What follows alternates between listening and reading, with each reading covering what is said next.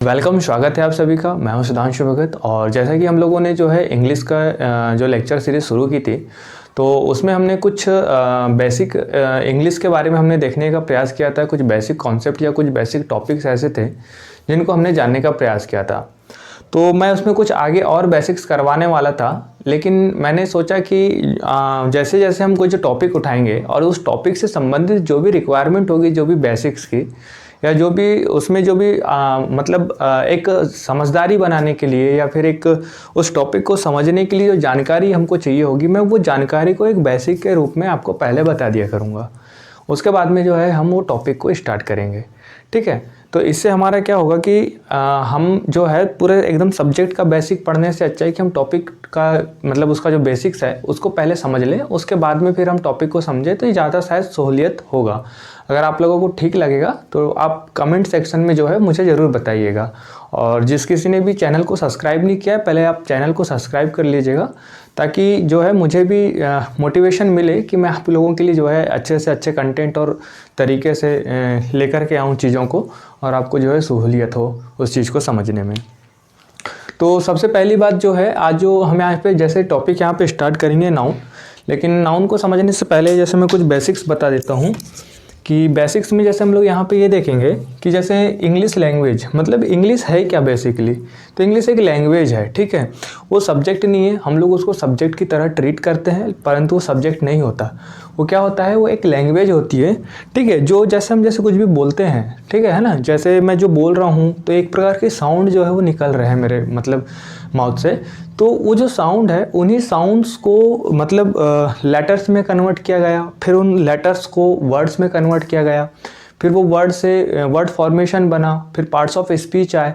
तो ऐसे करते करते जो है वो लैंग्वेज एक तैयार हुई, है ना। तो मैं आपको वही बता देता हूँ जो लैंग्वेज है वो किस तरीके से तैयार हुई, फिर उसके बाद में हम जो है चीज़ों को आगे चलते हैं, आगे देखेंगे। तो जैसे मैं यहाँ पे आपको आज जो हमारा टॉपिक होगा नाउन, ठीक है। तो उसमें हम कुछ बेसिक ग्रामर के बारे में हम जो है जानने का प्रयास करते हैं। अब इंग्लिश लैंग्वेज, जैसे मैंने आपको कहा इंग्लिश क्या है, तो इंग्लिश क्या है, तो इंग्लिश एक लैंग्वेज है, ठीक है। इंग्लिश क्या है, इंग्लिश एक लैंग्वेज है, ठीक है। अभी लैंग्वेज होती क्या है, तो मैंने आपसे कहा कि लैंग्वेज जो है वो साउंड से मिलकर के बनी है, ठीक है। सॉरी, जो लैंग्वेज है वो साउंड्स को ही हम लैंग्वेज कहते हैं। जैसे कि मैं अभी कुछ बोल रहा हूँ तो आपको साउंड आ रही होगी, है ना। तो ऐसे जो है वो साउंड से मिलकर के जो है लैंग्वेज बनती है। तो टोटल ऐसे कितने साउंड्स है इंग्लिश लैंग्वेज के अंदर, तो ऐसे टोटल 44 साउंड्स है, ठीक है। 44 साउंड्स है। अब इन साउंड्स को भी दो कैटेगरीज में डिवाइड किया गया। कैसी कैटेगरीज, जैसे इसमें से जो 20 साउंड्स है उन्हें वोवेल साउंड कहा गया, और बाकी के जो 24 साउंड्स है इन्हें कॉन्सोनेंट साउंड कहा गया।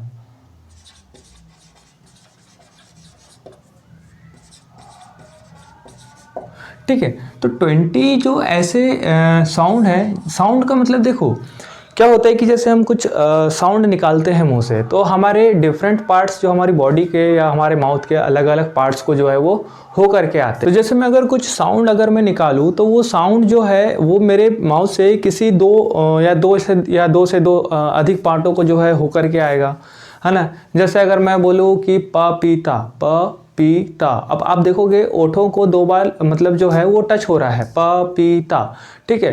तो इस साउंड को जैसे प से रिप्रेजेंट किया गया, प लेटर से रिप्रेजेंट किया गया, है ना। और जैसे फिर प में क्या आ रहा है, है ना। प में क्या आ रहा है, पपीता में क्या आ रहा है, बीच में देखो आ रहा है, तो को ए से रिप्रेजेंट कर दिया गया, है ना। ता टी की तरह प्रोनाउंस करा। तो ऐसे ही जो है ये साउंड्स है ना। तो अलग अलग प्रकार के जो है क्या है, साउंड्स है। तो वोवेल साउंड का यहाँ पे मतलब ये है कि वह साउंड जो हमारी वोकल कॉर्ड, जैसे कि ये जो हमारा वोकल कॉर्ड होता है यहाँ पे, जैसे मैं बात करूँ तो यहाँ इसको वोकल कॉर्ड कहते हैं। तो यहाँ से होकर के आने वाले जो साउंड्स होते हैं उन्हें हम वोवेल साउंड्स कहते हैं, ठीक है। और बाकी जितने भी रेस्ट साउंड्स हैं उन्हें हम कॉन्सोनेंट साउंड्स कहते हैं, ठीक है। तो ये जो कॉन्सोनेंट साउंड्स और वोवेल साउंड्स को जो है हमने दो कैटेगरीज में डिवाइड किया। ऐसे टोटल हमारे जो है 44 साउंड्स होते हैं इंग्लिश लैंग्वेज में, है ना। अब यदि मैं जैसे आपको यहाँ बात करूँ साउंड्स की, ठीक है, साउंड की यदि मैं बात करूँ इंग्लिश स्पीकिंग में,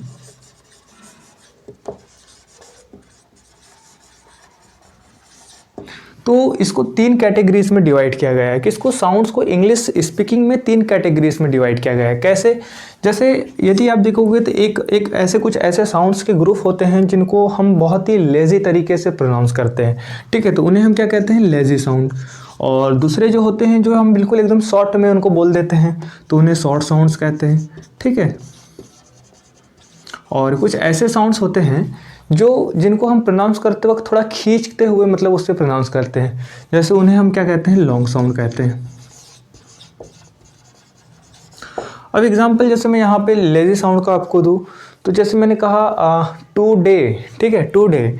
अब मैं टुडे को जो बोल रहा हूँ तो यहाँ क्या कर रहा हूँ, थोड़ा खींचते हुए उसको बोल रहा हूँ, ठीक है। या मैं इसको और एग्जांपल दूँ जैसे एग, ठीक है, तो एग, तो मैं इसको एग लेजी तरीके से जो है मतलब इसको यहाँ पे बोलने का प्रयास कर रहा हूँ, ठीक है। लेकिन अब यहाँ पे शॉर्ट साउंड में अगर मैं बात करूँ, ठीक है, शॉर्ट साउंड में जैसे मैं बात करूँ तो यहाँ पे जैसे मैं कोई वर्ड लेता हूँ, जैसे मैंने कहा बिच, ठीक है। अब ये जो बिच वर्ड है मतलब इसको एकदम शॉर्ट में कह पा रहा हूँ मैं, ठीक है। और या फिर जैसे मैं कहूँ यहाँ पे सिट, ठीक है, या मैंने कहा सिट। और या फिर जैसे अब इसी शॉर्ट साउंड को जैसे मैं आगे कहूँ कि मतलब जैसे मुझे बनाना है तो मैं क्या कहूँगा इसको, बीच, ठीक है। या मैं जैसे सिट की तरह प्रोनाउंस होने वाला एक वर्ड है जिसे मैं थोड़ा सा लॉन्ग तरीके से प्रोनाउंस करता हूँ, उसे मैं क्या कहूँ, जैसे सीड हो गया, ठीक है ना। इसी में जैसे शॉर्ट साउंड में यदि और कोई साउंड ले ले तो जैसे यहाँ पे लेटर ले लेते हैं हम, ठीक है, जैसे लेटर है ना, लेटर। हम इसको क्या है एकदम जल्दी से बोल पाते हैं, शॉर्ट में बोल पाते हैं। लेकिन यदि हम लेटर को जैसे खींच के बोले तो कैसे बनेगा ये, ठीक है, लेटर। तो इस तरीके से जो है अलग अलग तरीके से मतलब जो साउंड्स है इंग्लिश स्पीकिंग में हम उनको प्रोनाउंस करते हैं। जैसे किसी वर्ड को हम लेजी तरीके से प्रोनाउंस करते हैं तो किसी को शॉर्ट तरीके से, है ना, और किसी तरीके को जो है लॉन्ग तरीके से हम प्रोनाउंस करते हैं। तो ये क्या होते हैं, लेजी साउंड्स होते हैं, ठीक है।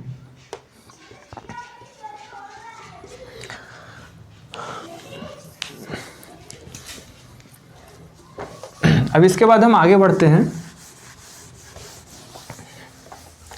हमने क्या क्या देख लिया अभी तक के, तो हमने देखा कि किस तरीके से इंग्लिश ग्रामर आई,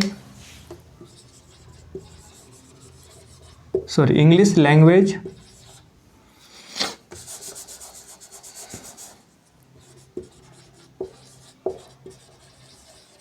इंग्लिश लैंग्वेज क्या है, तो साउंड है। फिर हमने देखा कि जो साउंड्स है उसको 44 मतलब उसमें जो है बांटा गया, 44 साउंड्स, मतलब उसमें हमने देखा था कि किस तरीके से साउंड को 2 कैटेगरीज में बांटा गया था, वोवेल साउंड और एक कॉन्सोनेंट साउंड, है ना। तो इसमें जो 44 साउंड्स है ना वो अल्फ़ाबेटिक मतलब इंटरनेशनल अल्फ़ाबेटिक फोनेटिक चार्ट्स के अकॉर्डिंग में 44 ऐसे साउंड्स हमको जो है देखने को मिलते हैं, ठीक है। अब जैसे हम आगे बात करें साउंड के बाद में फिर क्या है, जैसे साउंड है तो साउंड को फिर कहा गया कि चलो ठीक है, ये जो साउंड है इनको लिखित में या फिर जैसे हम रिटन में किस तरीके से रिप्रेजेंट करेंगे, है ना।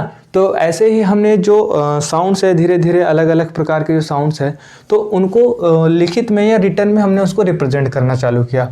अब जैसे मैंने कहा तो मैंने यहाँ पे कुछ ऐसे एक शब्द ले लिया, ब, ये क्या है, ब क्या है, एक साउंड निकल रहा है मेरे मुंह से, ब। तो इस ब को मैंने क्या रिप्रेजेंट किया, मैंने इसको एक सिंबल दिया, इस तरीके का सिंबल दिया, ब, है ना। और फिर जैसे मैंने सी, ये क्या है, साउंड है, सी क्या है, साउंड, सी वर्ड की तरह ना देखो उसको, साउंड की तरह देखो, सी, तो ये साउंड निकल रहा है मेरे मुंह से।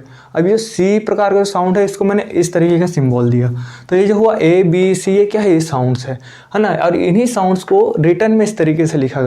तो ऐसे कितने लिखे गए और इनको हम क्या कहते हैं, लेटर्स कहते हैं, ठीक है, क्या कहते हैं, लेटर कहते हैं। तो ऐसे कितने लेटर्स लिखे गए, तो ऐसे टोटल 26 लेटर्स जो है वो लिखे गए हैं।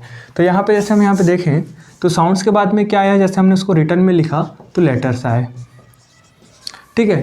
तो अब इस लेटर्स की अगर यदि मैं बात करूँ तो इसमें इसको भी जो है वो 2 कैटेगरीज में डिवाइड किया गया, ठीक है। कौन कौन सी थी वो 2 कैटेगरीज, पहले यहाँ पे इसको हमने कहा कि जो वोवेल लेटर्स है और दूसरे हमारे इसमें भी कॉन्सोनेंट लेटर्स है।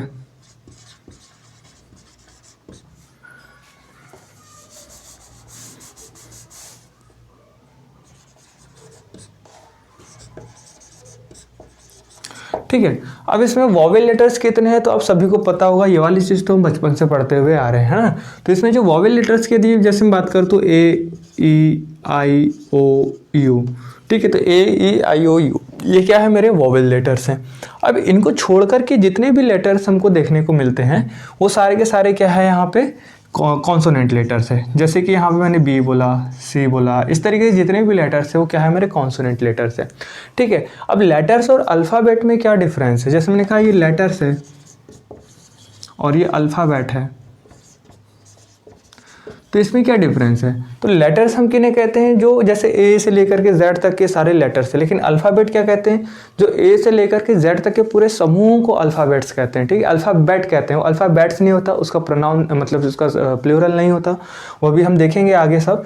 ठीक है, तो लेटर्स क्या है, ये जैसे सिंगल लेटर्स है, और अल्फ़ाबेट्स क्या है, अल्फ़ाबेट तो ये सारे लेटर्स का जो समूह है उसे हम अल्फ़ाबेट कहते हैं। ठीक है, तो उम्मीद है इतनी बातें आपको जो है समझ में आ गई होगी, लेटर्स भी आपको समझ में आ गया होगा क्या होते हैं। अब इसके बाद में नेक्स्ट क्या आता है हम वो देखते हैं। अब आप बताओ कि इसके बाद में, जैसे देखो इंग्लिश लैंग्वेज है, इंग्लिश लैंग्वेज से साउंड आया, साउंड से फिर लेटर आया। ठीक है, अब लेटर्स के बाद में जब इनको लिखा जाने लगा तो फिर 2-3 लेटर्स को मिला करके कुछ वर्ड बनाए गए। ठीक है, तो ऐसे वर्ड्स बनाए गए। अब जैसे यहाँ पे लेटर के बाद में हम देखते हैं तो यहाँ पे क्या आता है, वर्ड्स आते हैं। ठीक है, वर्ड्स आते हैं। अब इन वर्ड्स का मतलब क्या है, देखो वर्ड फॉर्मेशन की जैसे मैं यहाँ बात करूँ,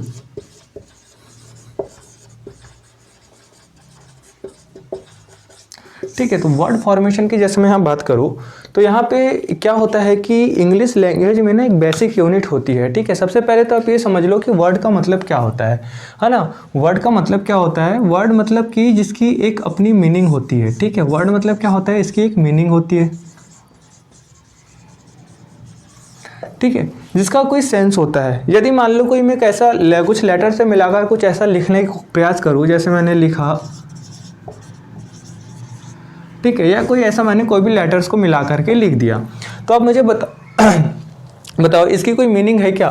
मैंने लिखा एप्स वर्ब, ऐसा कुछ भी लिख दिया मैंने, तो यहाँ पे इसकी जो है कोई मीनिंग नहीं है, कोई सेंस नहीं है, तो क्या मैं इसे वर्ड कहूँगा, तो मैं इसे वर्ड नहीं कहूँगा। ठीक है, क्योंकि इसका कोई सेंस ही नहीं है, मैं इसको वर्ड कैसे मानूँ। ठीक है, तो इसीलिए वर्ड हम किसे कहते हैं, जिसकी एक अपनी मीनिंग होती है, जिसका कोई सेंस होता है। जैसे हम कुछ बोले तो उसका एक मतलब होगा। ठीक है, तो उसी को हम क्या कहते हैं, वर्ड कहते हैं।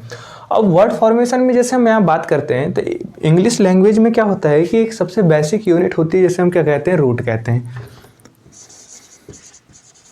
क्या कहते हैं, रूट कहते हैं, है ना। ये रूट वर्ड होता है। जब हम जैसे रूट वर्ड से जैसे हम जब वोकैबुलरी करेंगे, है ना, कभी तो उसमें देखेंगे कि किस तरीके से हम रूट मेथड से जो है किसी भी वर्ड्स को जो है बनाते हैं, है ना, तो काफ़ी आसान होता है उससे वोकैबुलरी याद करना। ठीक है, तब यहाँ पे हम देखते हैं कि मैंने कहा कि इंग्लिश लैंग्वेज में जो सबसे बेसिक यूनिट होती है, क्या होती है, बेसिक यूनिट होती है। ठीक है, ये क्या होती है, बेसिक यूनिट होती है। अब इस रूट वर्ड में, इस रूट में जैसे मैं यहाँ पे कोई कुछ यहाँ पे जैसे सफिक्स ऐड कर दूँ, ठीक है, या मैं यहाँ पे कुछ प्रीफिक्स ऐड कर दूँ, ठीक है, तो इससे क्या क्या क्या इफेक्ट पड़ेगा, या फिर इन दोनों को, ये सफिक्स और एफिक्स को क्या क्या कहा जाता है, अफिक्सेस कहा जाता है।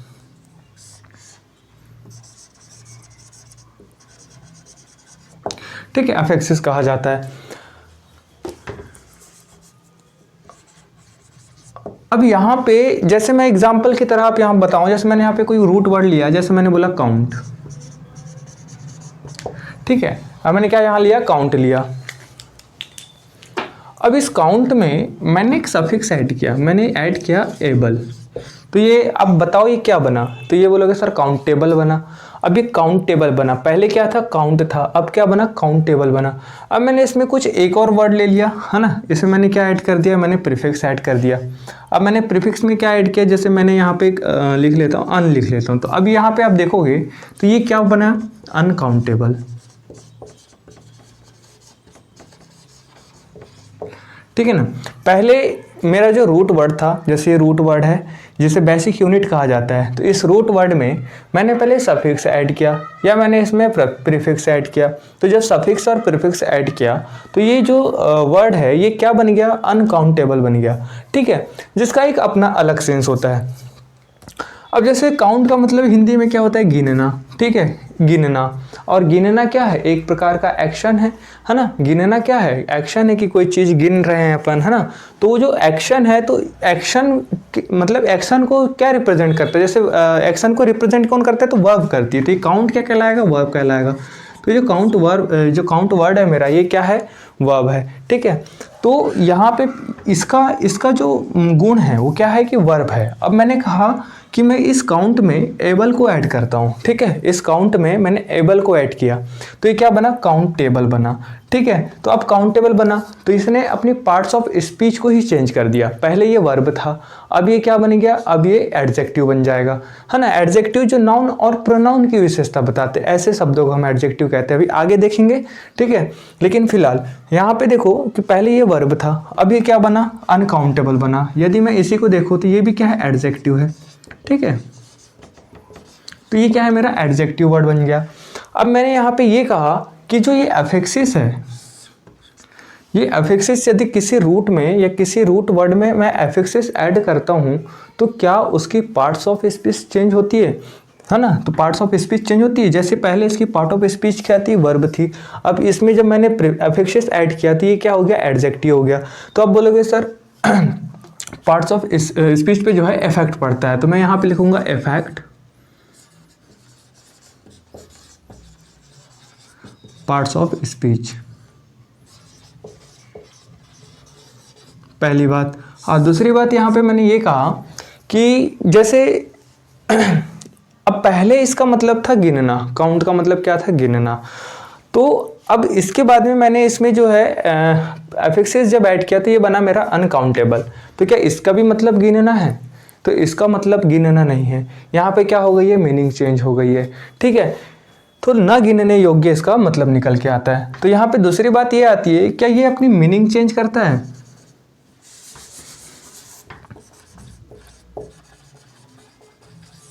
यदि मैं बात करूँ किसी रूट में या किसी रूट वर्ड में जब मैं एफिक्सिस ऐड करता हूँ तो वो अपनी मीनिंग चेंज करता है या नहीं करता है। तो आपने देखा कि ये रूट वर्ड है मेरा, इसमें मैंने एफिक्सिस ऐड किया अन और एबल, जिसको मैं प्रीफिक्स या सफिक्स कह रहा हूँ। जब मैंने इसको ऐड किया तो ये बना अनकाउंटेबल। पहले इसकी मीनिंग हुआ करती थी गिनना, लेकिन अब इसकी मीनिंग होती है न गिनना या न गिनने योग्य। तो ये जो मीनिंग इसकी चेंज हो गई है, तो इसकी मीनिंग कभी क्या होती है, चेंज भी होती है। तो इसलिए मैं यहाँ लिख रहा हूँ मे चेंज, या इसकी मीनिंग कभी जो होती है नहीं होती है, तो यहाँ मैं लिखूंगा मे नॉट चेंज। तो ये बातें जो है आपको समझ में आई होगी। तो यहाँ पे हमने वर्ड फॉर्मेशन से संबंधित देख लिया।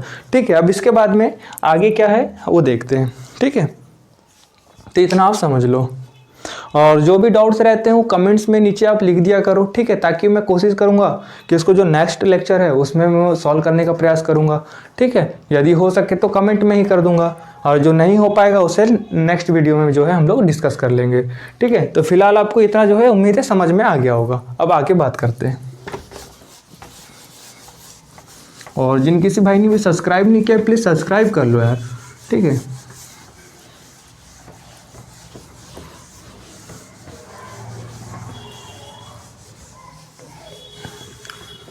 चलो जी।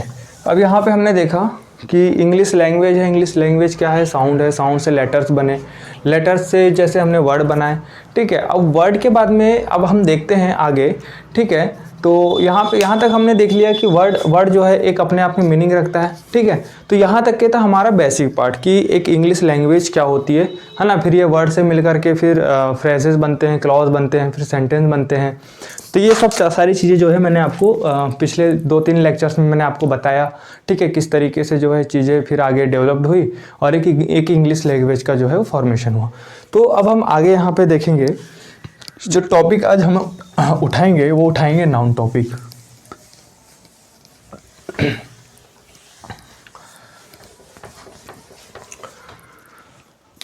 ठीक है, यदि मैं कहूँ कि आज का जो हमारा टॉपिक है वो क्या है, नाउन, ठीक है, इसको टॉपिक नंबर 1 के नाम से दे दो आप, ठीक है, क्या है, नाउन। अब नाउन में हम लोग जो है स्टेप बाय स्टेप जो है आगे बढ़ते चलेंगे। तो जैसे नाउन में यहाँ पे हम देखते हैं, सबसे पहले यहाँ पे स्टेप 1 लिखते हैं हम, ठीक है। अब स्टेप 1 में हम क्या पढ़ेंगे, बेसिक इन्फॉर्मेशन, ठीक है। सर बोलेगा बेसिक ही पढ़ा रहे, ठीक है। तो मैं यहाँ पे जैसे मैंने अभी तक जो अभी जो बेसिक पढ़ाया इस लेक्चर में, है ना, इस लेक्चर में जो मैंने शुरू में बेसिक पढ़ाया उसका ये है कि आप एक लैंग्वेज को समझ जाओ कि लैंग्वेज किस तरीके से जो है वो बनी, तो मैंने आपको बेसिक बताया। अब मैं यहाँ पे जो बेसिक बताने वाला हूँ ये नाउन को समझने के लिए, ठीक है, नाउन को समझने के लिए जो आपके पास बेसिक्स होने चाहिए मैं वो बताने जा रहा हूँ, ताकि ये आपको थोड़ा सा जो है इसके बारे में आइडिया होगा तो आपको जो है समझने में आसानी होगी चीज़ें, ठीक है। जैसे वर्ब एडजेक्टिव वैसे तो मैंने बताया हूँ पिछले लेक्चर्स में, जिसने नहीं देखा है ना, तो वो यहाँ पे देख करके समझ सकता है उस चीज़ को। सॉरी। अब यहाँ पे देखते हैं हम, यहाँ पे तो टॉपिक में जैसे हम क्या कर रहे हैं यहाँ पे बेसिक, ठीक है, यहाँ हम क्या पढ़ेंगे, बेसिक पार्ट पढ़ेंगे नाउन का।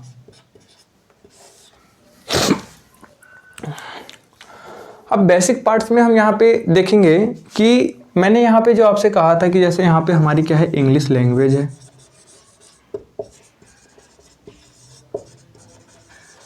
इंग्लिश लैंग्वेज के बाद में यहाँ पे हमारे लेटर्स आए, सॉरी वर्ड आए, सॉरी साउंड आया यार, ठीक है। साउंड के बाद में हमने देखा लेटर्स आए, लेटर्स के बाद में हमने देखा वर्ड आए।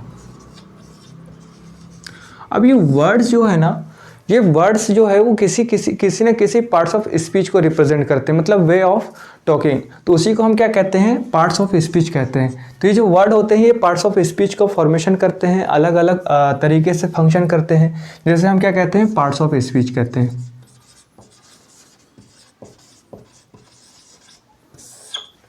ठीक है। क्या कह रहे हैं, पार्ट्स ऑफ स्पीच।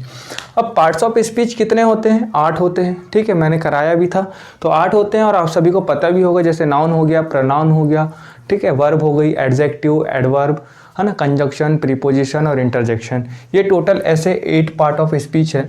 अब इसमें मैं यहाँ पे 1 बाय 1 लिखाऊंगा, नहीं मैं 1 बाय 1 नहीं लिखा था, मैं डायरेक्ट यहाँ से समझाता चलता हूँ। जैसे जो पहला पार्ट्स ऑफ स्पीच मैंने कहा नाउन, जो आज हम उठाने वाले हैं इस टॉपिक को, नाउन क्या होते हैं। अब मुझे बताओ नाउन क्या होते हैं। नाउन जैसे आप लोगों ने डेफिनेशन इसकी बचपन में भी रटी होगी, noun is a name of any place, person और थिंग वगैरह वगैरह, ठीक है, तो वही नाउन है, ठीक है। अब नाउन का भी एक हम अलग तरीके से इसका फंक्शनल देखेंगे, किस तरीके से एडवांस लेवल में इन चीज़ों को देखा जाता है ना। तो नाउन क्या होता है, नाउन जो है मतलब एक ऐसी चीज़ों का नाम, ठीक है, जो विजिबल हो, है ना, जो हमें दिखाई देती है, या कुछ ऐसी चीज़ों का नाम जो हमें नहीं दिखाई देती है, ठीक है। तो नाउन क्या होते हैं, ये नेमिंग वर्ड्स होते हैं। क्या होते हैं, नेमिंग वर्ड्स होते हैं। अभी जो नेमिंग वर्ड्स होते हैं ये या तो मतलब ये ऐसी चीज़ों के या ऐसी वस्तुओं के या ऐसे व्यक्तियों के नाम हो सकते हैं जो कि हमें दिखाई दे रहे हैं। तो मैंने यहाँ पे कहा ये या तो ये विजिबल होंगे या नॉन विजिबल होंगे,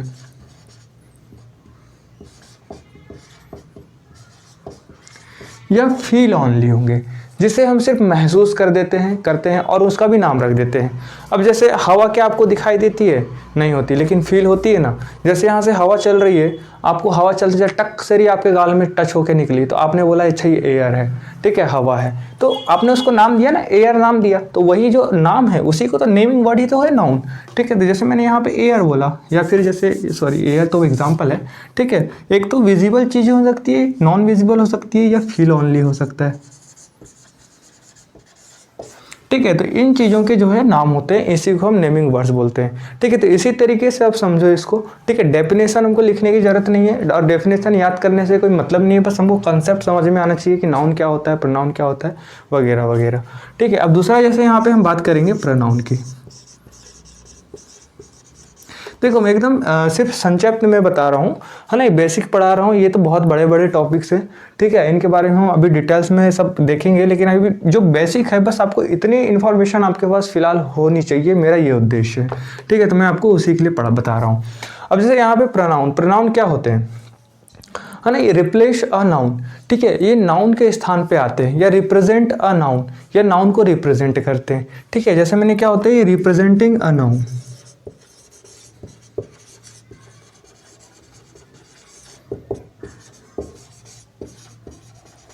ठीक है, ये नाउन को रिप्रेजेंट करते हैं। एग्जाम्पल में जैसे मैंने आपसे कहा कि जैसे मैं कहूं कि राम प्ले फुटबॉल, ठीक है, मैंने यहाँ पे कहा राम प्लेस फुटबॉल, राम जो है फुटबॉल खेलता है। अब इसको मैं दूसरे तरीके से भी कह सकता हूँ, इस राम को हटा करके मैं यहाँ पे प्रोनाउन भी ऐड कर सकता हूँ। जैसे मैंने यहाँ लिख सकता हूँ कि ही प्लेस फुटबॉल। तो मैंने यहाँ पे जो ही, देखो यहाँ पे जो राम है वो राम क्या है, किसी का नाम है, किसी व्यक्ति का नाम है, इसलिए मैं इसे क्या कहूँगा, नाउन कहूँगा। अभी जो ही है, ये ही यहाँ पे किसी व्यक्ति का नाम नहीं है, लेकिन किसी व्यक्ति के नाम को रिप्रेजेंट कर रहा है, ठीक है। यहाँ पे ये राम के स्थान पे आया है ये वर्ड ही, ठीक है। मैं यहाँ पे ही जो यूज़ करूँगा मैं राम के लिए यूज़ करूँगा।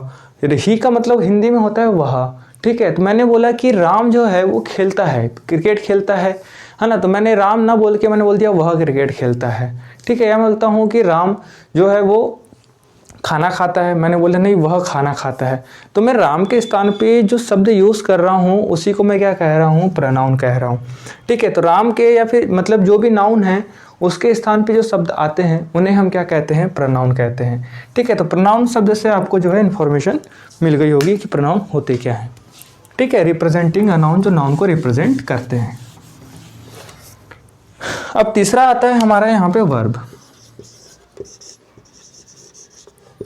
वर्ब क्या होता है, अब देखो किसी भी सेंटेंस में जो वर्ब होती है ना वो या तो एक्शन को रिप्रेजेंट करेगी, ठीक है, या पोजीशन को रिप्रेजेंट करेगी, या फिर जो है हैपनिंग को रिप्रेजेंट करेगी, ठीक है। जैसे मैं यहाँ पे एक एग्जांपल लेता हूँ। जैसे मैंने कहा ही इज ईटिंग फूड, मैंने कहा वह खाना खा रहा है। अब यहाँ पे जो ईटिंग है ये क्या है, ये वर्ब ही तो है। वर्ब क्या होती है, किसी सेंटेंस में जो क्रिया, जिसे हम हिंदी में कहते हैं क्रिया, मतलब कि एक्शन, ठीक है, उसी को हम वर्ब कहते हैं। तो जैसे मैं इस सेंटेंस में देखूँ तो यहाँ पे जो काम हो रहा है, जो क्रिया हो रहा है, वो काय की क्या, कौन सी क्रिया हो रही है, यहाँ पे यदि हम देखें खाना खाने की क्रिया हो रही है, ठीक है।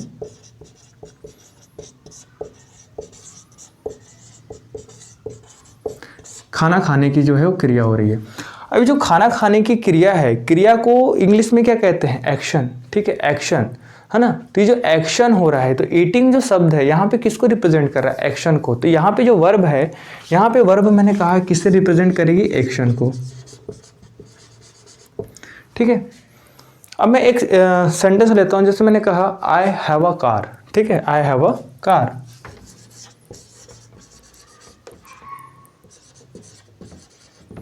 मैंने कहा मेरे पास एक कार है, ठीक है। ये कार क्या है यहाँ पे बताओ, ये कार क्या है, किसी वस्तु का नाम है, गाड़ी का नाम है कार, ठीक है। कार मैंने नाम दिया हूँ, ठीक है। अब जैसे इस तरीके की चीज़, जो दिखने वाली जो चीज़ होती है, यहाँ जैसे मैं बता दूँ आपको, इस तरीके की जो चीज़ होती है दिखने वाली, इसे हम कार कहते हैं, ठीक है, आमतौर पर। तो इसको मैंने नाम दिया हूँ, ऐसी दिखने वाली चीज़ों को कार का नाम दिया हूँ, है ना। तो ये क्या कहलाएगा, अब ये नाम है तो ये नाउन कहलाएगा, ठीक है, नाम है तो नाउन कहलाएगा। और ये आई क्या है, आई सर आप बोलोगे प्रोनाउन है, आई क्या है, प्रोनाउन है।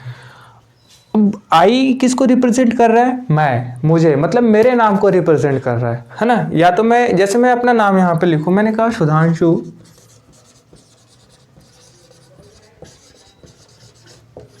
हैव अ कार, शायद आपको नीचे नहीं दिख रहा होगा, चलो ठीक है, ऊपर लिख देता हूं मैं।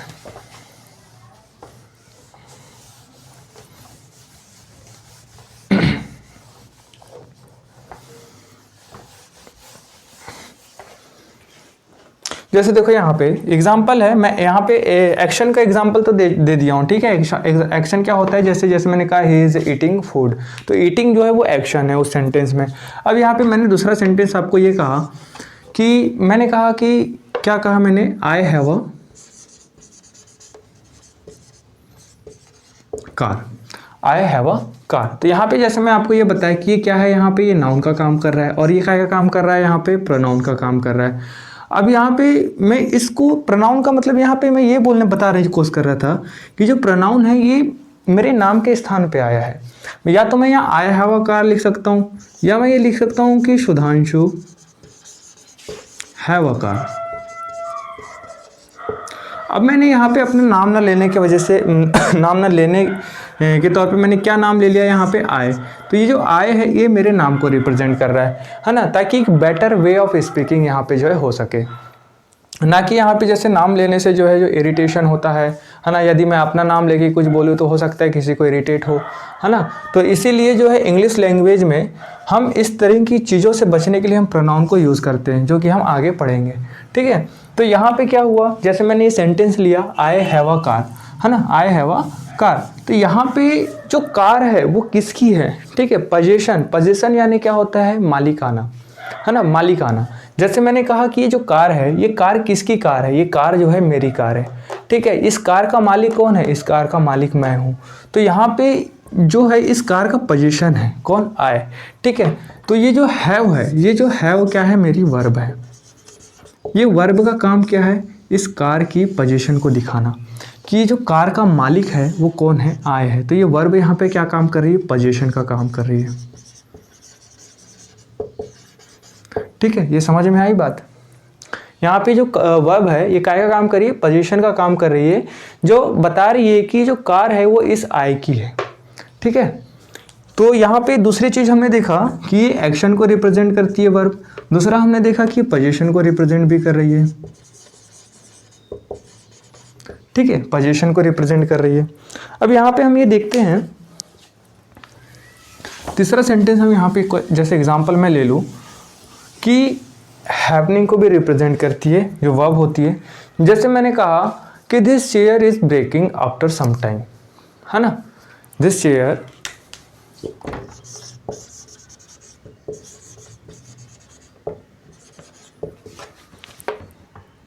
इधर में दिखाई देगा,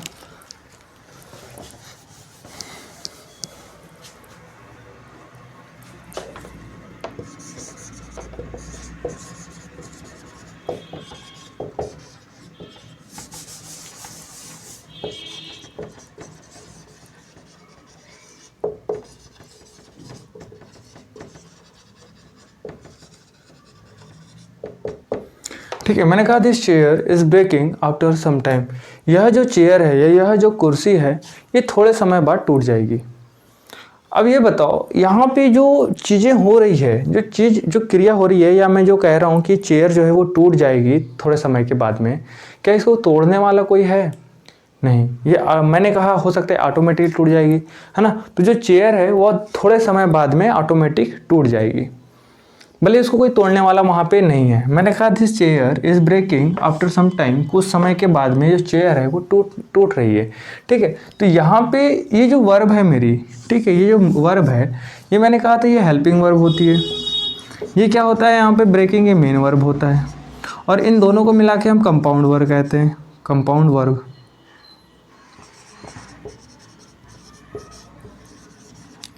ठीक है। अब मैंने जैसे बताया था कि जो वर्ब है वो दो प्रकार की होती है ना, एक को कहते हैं हम मेन वर्ब, एक को कहते हैं हम जो हेल्पिंग वर्ब। ये सारी बातें जो है हमने कर ली है, ठीक है। अब यहाँ पे देखो कि यहाँ पे जो वर्ब है ये क्या रिप्रेजेंट कर रही है, ये यहाँ पे जो है हैपनिंग को रिप्रेजेंट कर रही है कि जो चेयर है वो टूटने वाली है कुछ समय के बाद में अपने आप, है ना। इसको करने वाला कोई डूअर नहीं है। यहाँ पे जो सब्जेक्ट जो है यहाँ पे दिस चेयर ही सब्जेक्ट है, और जो आफ्टर सम टाइम ये अदर वर्ड्स है, ठीक है। तो this chair is breaking after some time, कुछ समय के बाद में जो चेयर है वो टूटने वाली है। तो यहाँ पे जो टूटने की जो प्रक्रिया हो रही है, ये प्रक्रिया कोई कर नहीं रहा है, वो प्रक्रिया अपने आप हो रही है। इसीलिए जो वर्ब होती है वो क्या रिप्रेजेंट करती है, दूसरी चीज़ जो वो रिप्रेजेंट करती है वो हैपनिंग को रिप्रेजेंट करती है। जैसे मैंने कहा वर्षा हो रही है ना, मैंने कहा वर्षा हो रही है ना। तो जो वर्षा हो रही है ये कोई करवा नहीं रहा है, ये ऑटोमेटिक हो रही है। तो यहाँ पे जो वर्ब आएगी ना, वो वर्ब क्या काम करेगी, हैपनिंग का काम करेगी। मैंने कहा इट इज़ रैनिंग, तो जो इज़ है वो क्या क्या रिप्रेजेंट कर रही है, हैपनिंग को रिप्रेजेंट कर रही है कि ये चीज़ें जो है वो ऑटोमेटिकली हो रही है। इसको करने वाला जो डूअर है, जो सब्जेक्ट है, वो नहीं होता। ठीक है, जो सब्जेक्ट होता है लेकिन वो सब्जेक्ट उस क्रिया को करने वाला नहीं होता वहाँ पे। ठीक है, तो यहाँ पे आपको इस वर्ब की डेफिनेशन जो है वो समझ में आ गई होगी कि वर्ब जो है वो एक्शन को रिप्रेजेंट करता है, पोजीशन को रिप्रेजेंट करता है, और तीसरी चीज़ जो है जैसे मैंने बताया हैपनिंग को रिप्रेजेंट करता है। ठीक है, अब यहाँ पे हम चौथी बात देखते हैं, है ना। उसकी जैसे हम बात करूँ, यहाँ मैंने कहा एडजेक्टिव। अभी एडजेक्टिव क्या है, देखो एडजेक्टिव क्या होता है, ये जो नाउन है और ये जो प्रोनाउन है ना, नाउन और प्रोनाउन, नाउन और प्रोनाउन में जो उनकी जो मीनिंग होती है उनमें डिटेल्स ऐड करने का काम करते हैं। अब जैसे एग्जांपल, जैसे मैं यहाँ पे मैंने कहा कि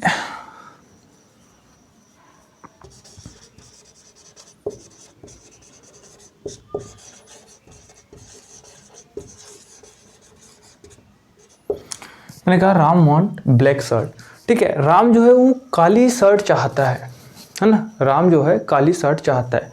या मैंने कहा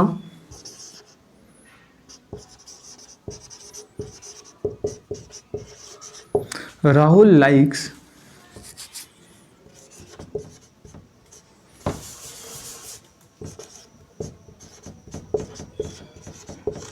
ब्लैक कार, या मैं यहाँ पे कह देता रेड कार। ठीक है, मैंने कहा राम वांट ब्लैक शर्ट्स और राहुल लाइक्स रेड कार। अब यहाँ पे देखो शर्ट क्या है, शर्ट जो है वो नाउन है, ये क्या है, ये मेरा नाउन है, ये क्या है, मेरी वर्ब है, और ये क्या है फिर। ठीक है, उसी तरीके से ये क्या है, किसी का नाम है, मतलब नाउन है।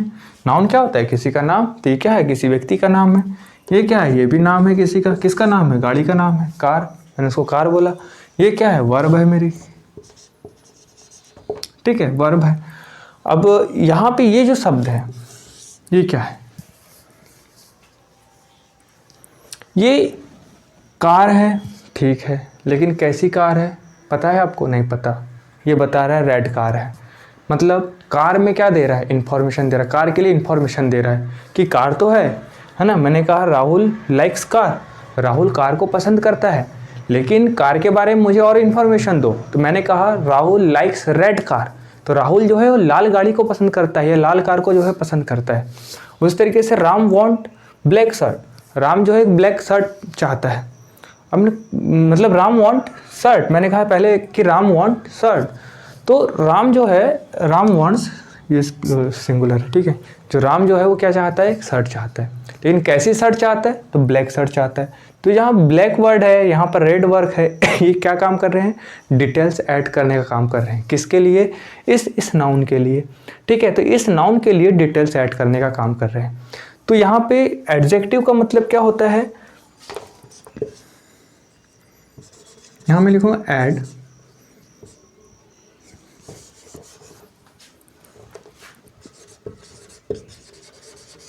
Details to the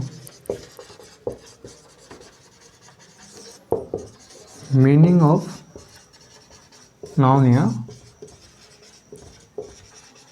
pronoun. ठीक है,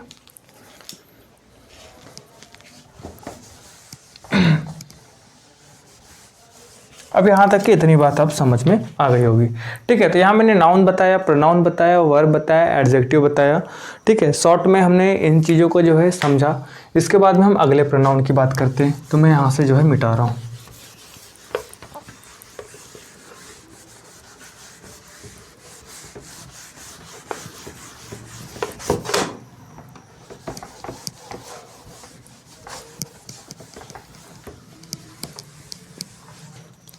देखो अगला पार्ट्स ऑफ स्पीच में यहाँ पे ले रहा हूँ, मैंने कहा एडवर्ब को, 4 हो गए। ठीक है, ये 5वां हम यहाँ पे बात करेंगे एडवर्ब की। ठीक है, एडवर्ब की। अब ये एडवर्ब क्या होता है, हमने वर्ब देखा जो एक्शन में मतलब जो एक्शन को रिप्रेजेंट करता है, पोजीशन को रिप्रेजेंट करता है या फिर हैपनिंग को रिप्रेजेंट करता है। तो ये एडवर्ब क्या होता है? तो ये जो वर्ड होते हैं ना, जो एक्शन है, जो एक्शन को रिप्रेजेंट करने वाले जितने भी वर्ड हैं उनमें डिटेल्स ऐड करने का काम करता है हमारा एडवर्ब। ठीक है, तो एडवर्ब क्या होता है? एक्शन में डिटेल ऐड करता है। अब जैसे मैंने यहाँ पे कहा, जैसे जब भी का एग्जांपल लेता हूँ मैं, राम ईट्स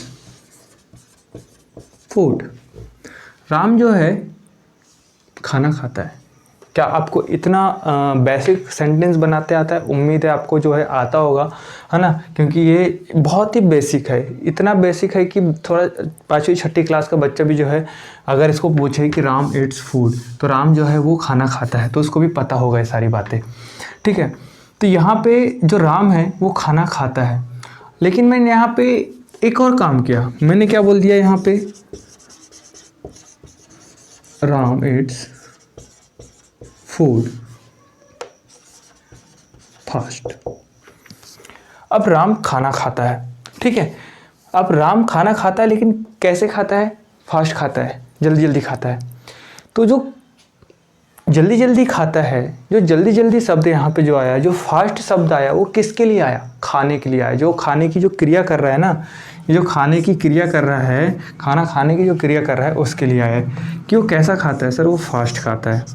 राम खाना खाता है, लेकिन कैसा खाता है? फास्ट खाता है। ठीक है, या मैं यहाँ पे एक और सेंटेंस लूँ। मैंने कहा कि रानी वेंट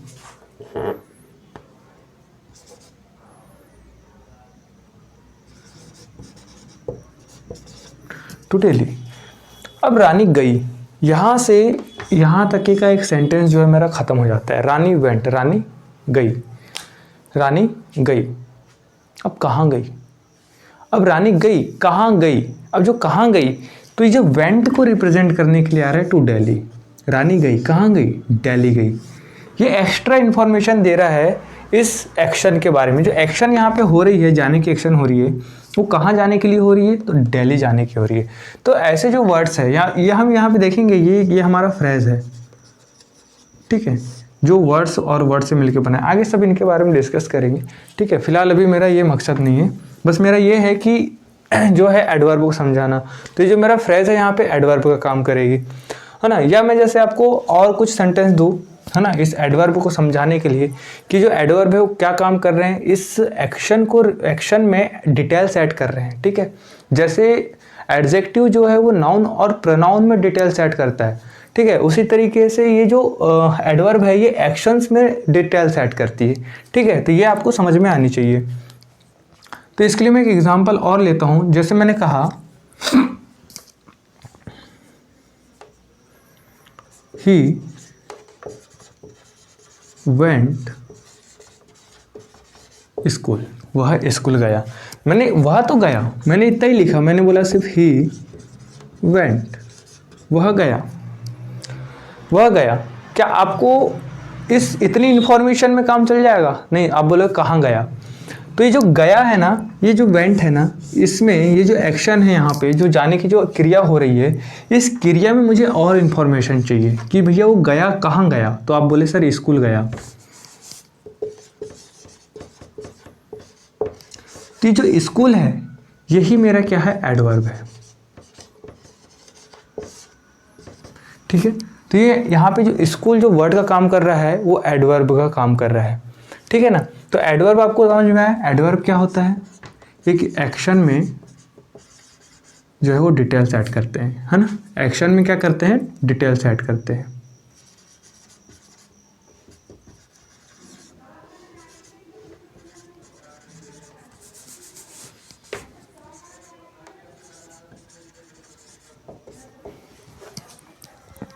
ये आपको समझ में आया?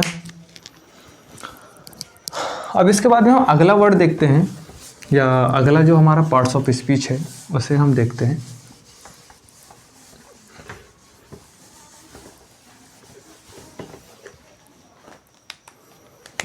अगली हमारी पार्ट्स ऑफ स्पीच यहाँ पे क्या है? 6ठे नंबर की यदि हम देखें एडवर्ब के बाद में, तो जैसे मैं यहाँ पे ले रहा हूँ कंजंक्शन, ठीक है। एक और बच जाती है प्रीपोजिशन,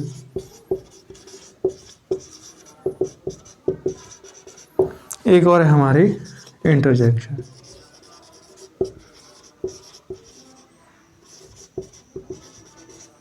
ठीक, अब यहाँ पे देखो कंजंक्शन क्या होते हैं, शॉर्ट में समझो इसको, ठीक है। आगे हम डिटेल्स करेंगे इन सब की, है ना। तो कंजंक्शन क्या होते हैं, जैसे कोई दो सेंटेंसेस को जोड़ने का काम करते हैं। जैसे मैंने कहा this is a boy that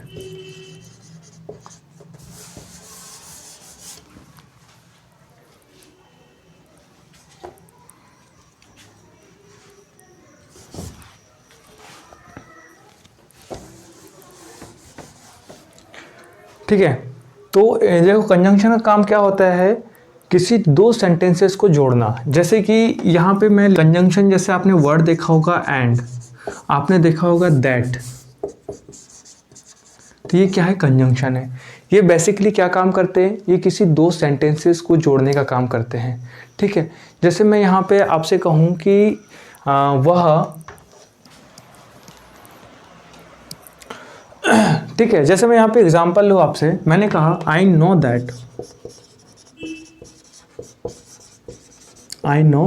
that he was a thief. मैंने कहा मैं जानता हूँ कि वह क्या है, चोर है। मैंने कहा मैं जानता हूँ कि जो दैट कंजंक्शन है, ठीक है, जो इस सेंटेंस को मैं जानता हूँ, एक क्या है, ये एक स्टेटमेंट है। ही वॉज अ थीफ, ये एक स्टेटमेंट है, मतलब ये एक सेंटेंस है, ये एक सेंटेंस है। आई नो, मैं जानता हूँ, ही वॉज अ थीफ, कि वह एक चोर है। तो यहाँ पे जो दैट का काम किया, वो क्या काम किया, कंजंक्शन काम किया। मैंने कहा, ठीक है। और यहाँ पे जैसे मैं अब दूसरा एग्जाम्पल लूँ, जैसे मैं यहाँ पे एक और एग्जाम्पल ले लेता हूँ। जैसे मैंने कहा क्या, बट, ठीक है। यहाँ पे अब मैं जैसे यहाँ पे बोलता हूँ कि आई इनवाइटेड हिम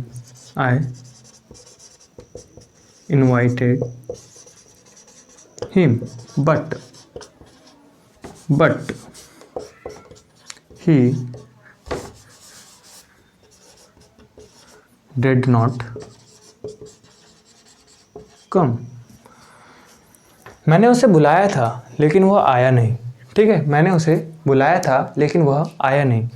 तो यहाँ पे जो बट है, लेकिन का जो यहाँ पे सेंस दे रहा है, मैंने उसे बुलाया था, आई इनवाइटेड हिम, लेकिन but he did not come, लेकिन वह आया नहीं।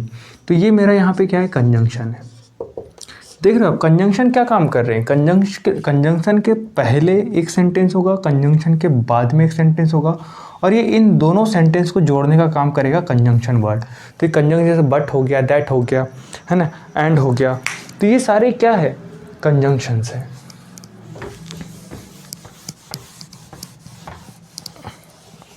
अब प्रीपोजिशन क्या होता है, प्रीपोजिशन का मतलब होता है टू रिलेट, या मैं कहूं कि रिलेटिंग वर्ड्स होते हैं।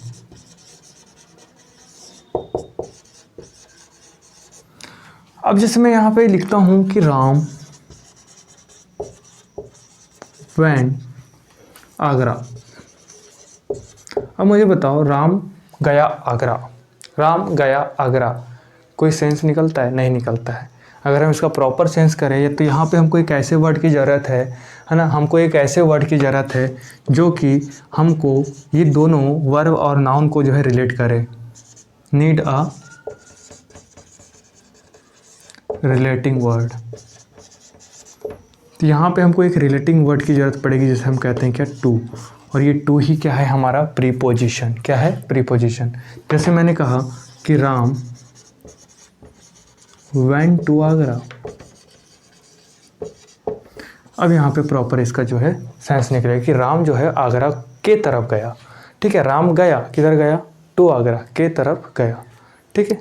तो यहाँ पे क्या है, ये टू क्या है, ये टू मेरे को एक रिलेटिंग वर्ड है जो इस वर्ब को इस नाउन के साथ में रिलेट कराने का काम कर रहा है। क्या काम कर रहा है, रिलेट कराने का काम कर रहा है। ठीक है। तो ये हमारा प्रीपोजिशन हो गए। तो ऐसे बहुत सारे प्रीपोजिशन है, टू, इन, इनटू, है ना, विथ, अलॉन्ग विथ, ऐसे बहुत सारे जो है क्या है हमारे प्रीपोजिशन हैं, जिनको हम बाद में एक एक करके सभी को देखेंगे। इंटरजेक्शन क्या होते हैं? इंटरजेक्शन के बारे में जैसे मैं आपको बताऊं तो इमोशनल्स वर्ड होते हैं।